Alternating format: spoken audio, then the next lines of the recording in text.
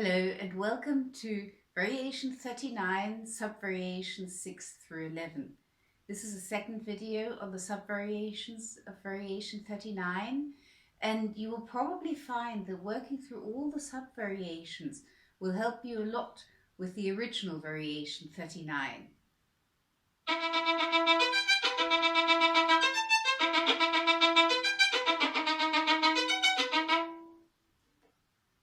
Subvariation 6 is similar in principle to Subvariation 2, but now we're in triplets.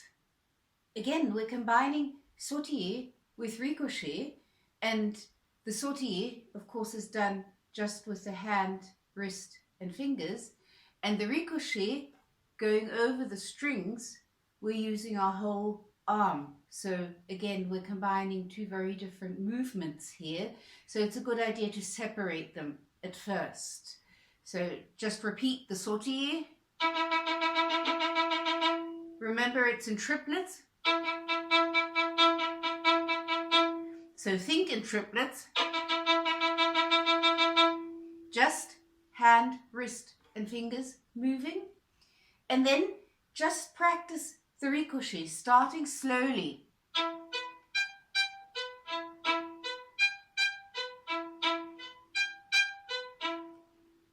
You give an impulse on the down bow, and you give an impulse on the up bow as well.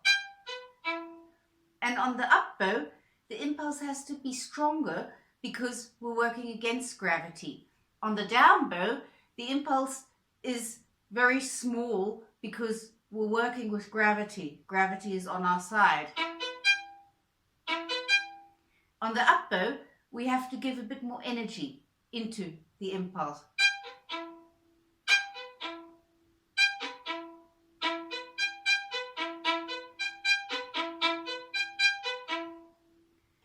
Speed that up slightly.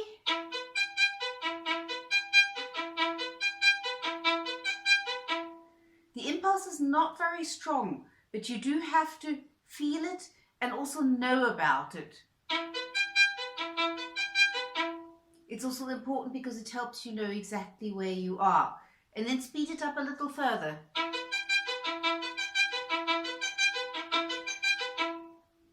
When you put the sautillet and the ricochet together, start slowly so that you feel really comfortable about it.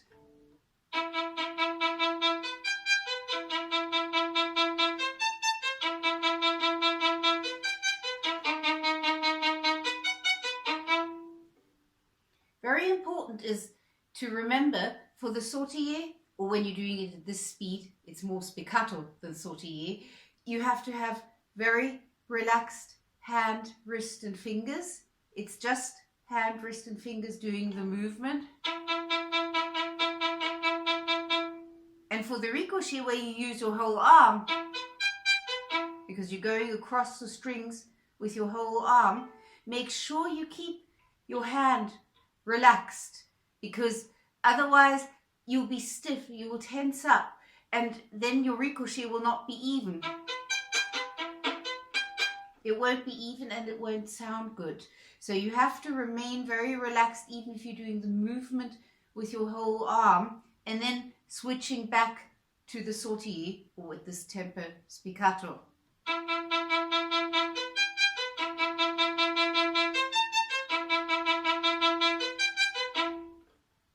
Speed that up very gradually and experiment with how much you tilt your bow, because if you tilt your bow, you're reducing the tension on the hairs, so you will have a less bounce. It will bounce less high and it will be a little bit smoother. But that's extreme. Don't tilt the bow that much. If you have the stick exactly above the hairs and you're playing with all the hairs, you have more tension and the bow will bounce higher. You can tell that's too much noise, that's also too much. So you have to experiment a little bit with the tilting of the bow.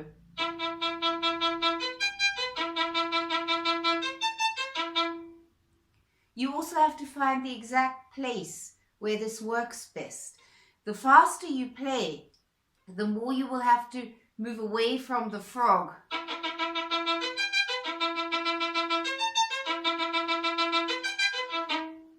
So you will have to adjust that as you speed it up. But speed up very gradually and don't go faster than where you feel you can still stay very relaxed in your hand. If you're too fast, then the danger is that you will either tense up or you won't be able to have 6 notes, 3 going this way and 3 going this way. So stay within the tempo which is comfortable for you.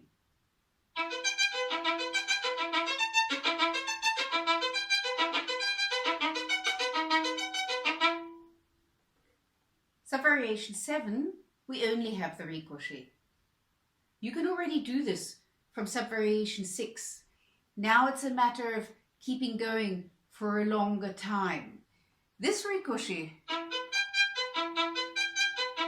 is actually easier than what we had in SubVariation 3, because this is the slower movement for the arm and it also just seems more balanced.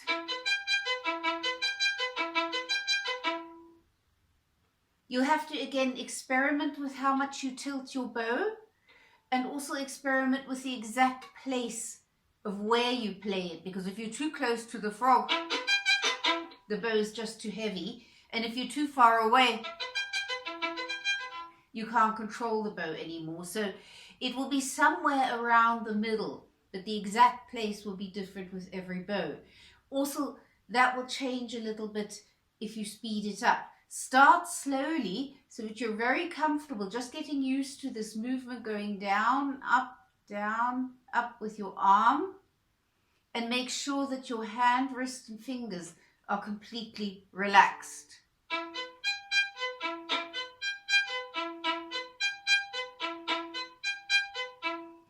Remember to give a small impulse on the down bow and a slightly bigger impulse on the up bow.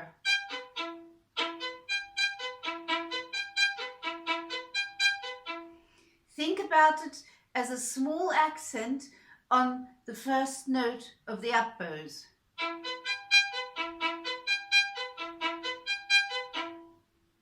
And then speed that up slightly. Don't go above the speed where you can stay relaxed, because anything which causes tension is not helpful. It can be that you need to work at this for a longer time to get it to a higher speed, but you will notice that the speed where you can stay relaxed will increase over time. So don't push for speed in this, it's not helpful. Just stay within the tempo where you feel comfortable.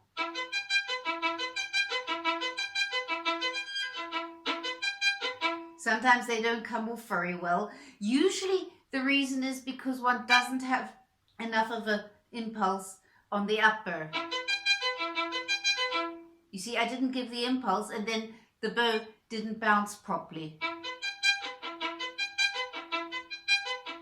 If you give the impulse on the up bow, it's very small. If you give too much, then you're breaking the flowing movement. It's actually a very flowing movement. It's just a small impulse, but if you forget it, then they don't work out. So you need to give a small impulse on the up bow, but not too much.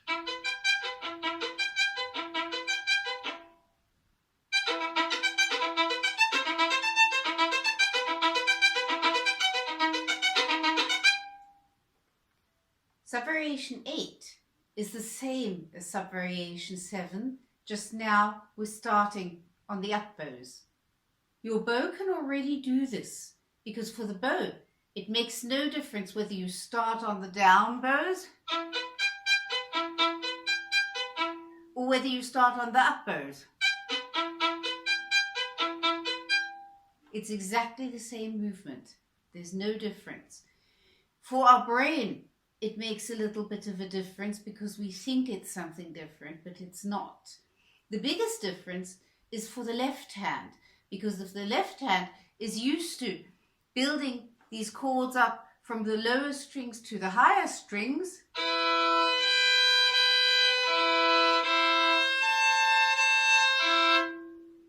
That will take some time to adjust, because for the left hand it does make a difference if you do.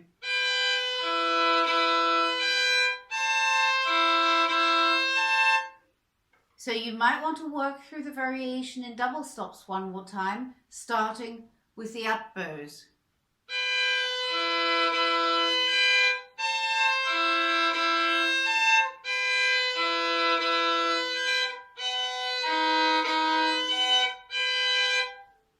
Because otherwise you might have the difficulties of the left hand getting in the way of your ricochet arpeggios.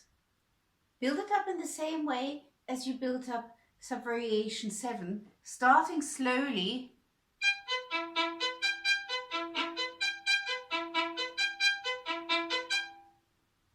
remember the small accent for the impulse on the up bow.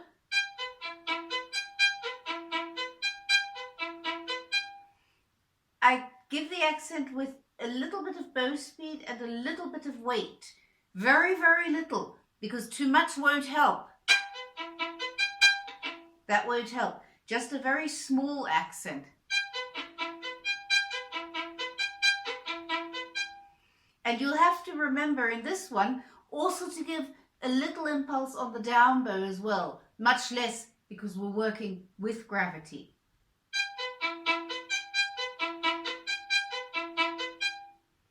Remember to experiment with how much you tilt your bow, and also where the best place is to do that, but you will know that from SubVariation 7, because that won't change in this SubVariation.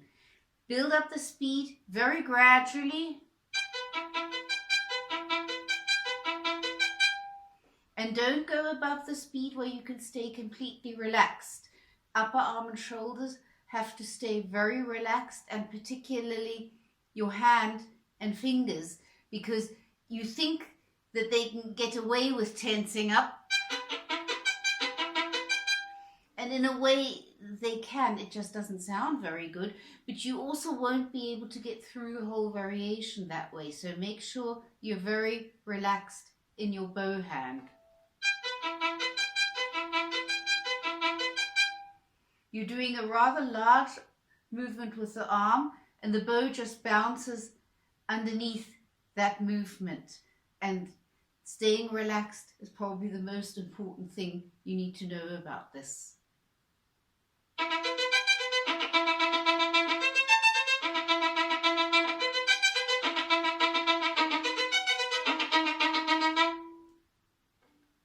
SubVariation 9, we're back to combining ricochet and sautillet again, and the ricochet is back in pairs, 2 on a down bow, 2 on an up bow. In principle, this is not all that different from SubVariation 2, except here we don't have the ricochet with the string crossings, but just on one note. So start with that. Start at a comfortable speed.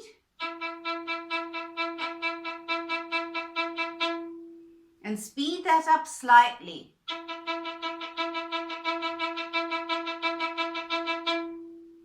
Ideally, all notes should sound exactly the same, and one also shouldn't hear a difference between down bow and up bow.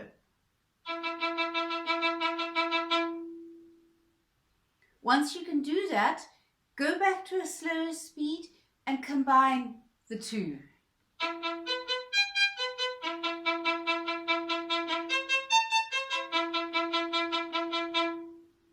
Interesting here is that for the bow arm, the speed reduces when you have the ricochet, and the speed increases when you have the sautillet, or at this tempo, spiccato.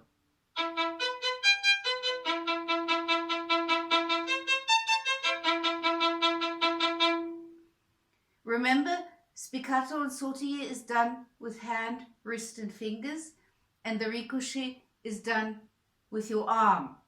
And the arm is moving at half speed because there's 2 notes to the bow.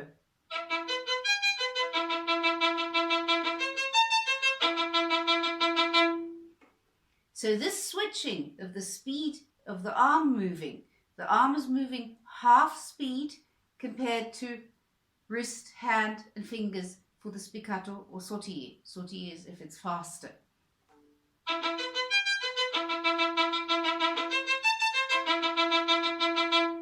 You have to know this because sometimes it's exactly that which gets in the way of the ricochet working out. Just knowing that your arm is moving at half speed because it's got 2 notes to each bow.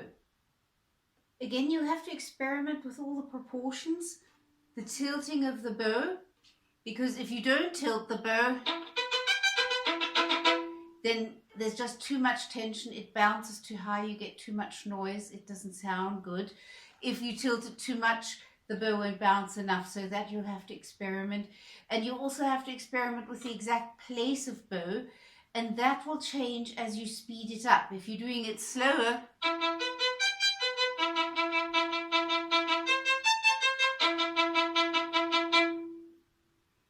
if you speed it up, you have to move away from the frog. So as you speed up, you have to adjust the exact place of bow. And you also have to experiment with how much bow to use for the ricochet. That's very little bow, or that's a lot of bow. A lot of bow gets difficult to control, but you'll have to experiment a little bit with how much bow you actually use for the ricochet.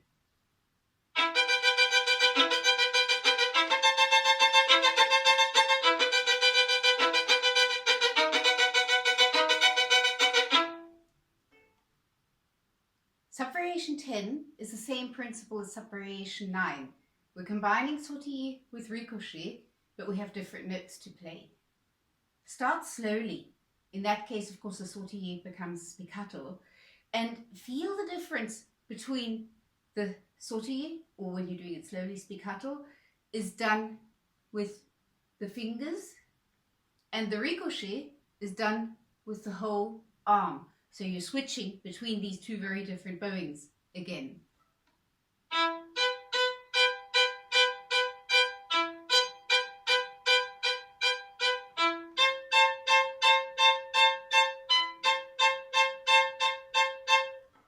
So do that really slowly to make this switch very conscious. Fingers, and then for the ricochet, the whole arm.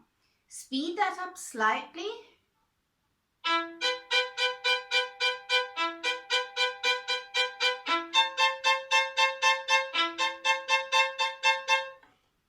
And remember, for the ricochet, the arm is moving at half speed because you've got 2 notes to the bow.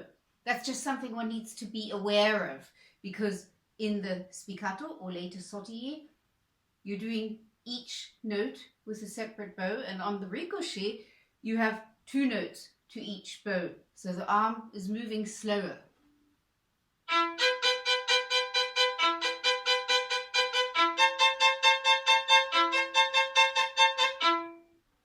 Again, you're going to have to experiment with all proportions, because now we have double stops, so the proportions will be different. You'll have to experiment with how much to tilt your bow, because if you don't tilt it at all, then the bow will bounce too high and it won't sound good. If you tilt it too much, that stops the bow from bouncing. It doesn't bounce. So you'll have to experiment with how much you tilt the bow. You also have to experiment with the place of bow, because we have double stops, so you need to be slightly closer to the frog. And of course the place of bow depends on the speed that you're playing it. If you're doing it slowly,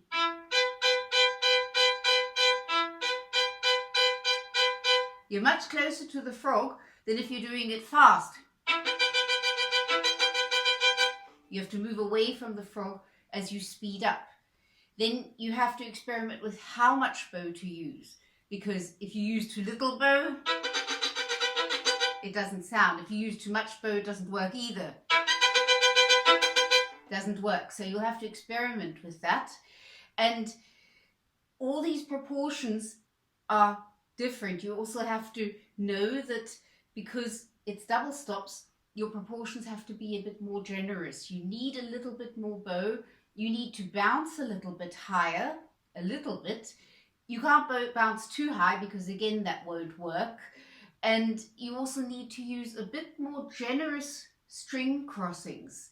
So you've got to move a little more in this way. So the proportions are a little bit larger when you have double stops, but that's going to be different with each bow and each player. So you have to experiment that for yourself. With the proportions being more generous because it's double stops, the tendency to tense up, particularly in the upper arm and shoulder, but also in the hand when you're doing the ricochet, is a little bit greater. And that's what you have to be very careful with, because you won't get through the whole variation if you tense up. It also doesn't sound. And remember, you need to be very, very relaxed for the ricochet. So if you tense up when you do the ricochet, then that won't work. You won't be able to do these tiny micro adjustments. And the sautillet also won't work because you need to be very relaxed in your fingers, which are passively reacting to the bow. And if you tense up, that won't be possible. So here with the double stops, the tendency of tensing up is a little bit greater. You have to be careful that you stay completely relaxed in your upper arm and shoulder, and also in the hand and fingers. And of course, do not go above the speed which is comfortable and at which you can be completely relaxed. If you force the speed, you will tense up and it won't work. So make sure you don't go above a comfortable speed where you can stay relaxed. That speed will increase over time, but pushing yourself for speed in passive bowings never works.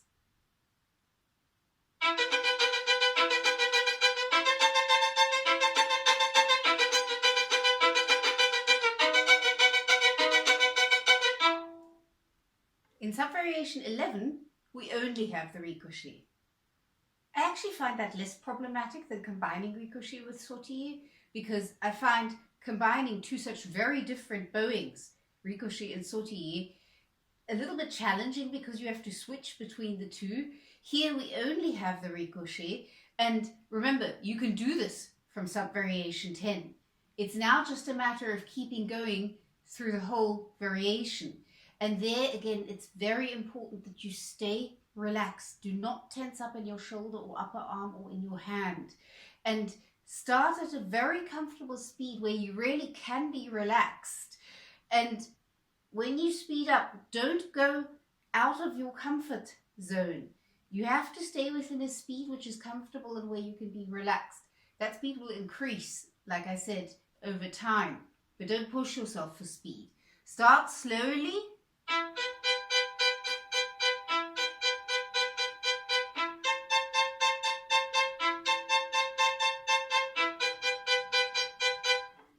Make sure it's comfortable and easy, and then increase the speed only very gradually.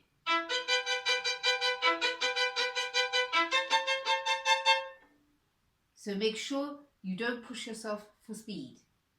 What makes all these sub-variations so very valuable for your bow technique is that they all involve some kind of ricochet.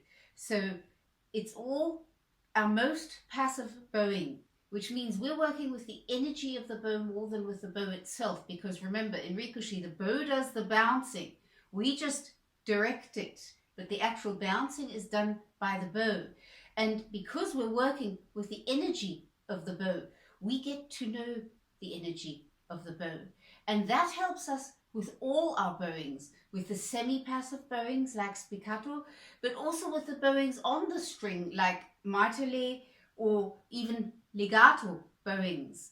The more you get to know how the bow actually works, what the bow actually does on its own, the better your bow technique will be.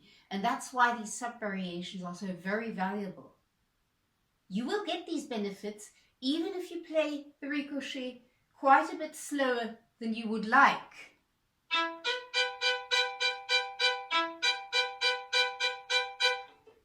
Because you're still working with the energy of the bow.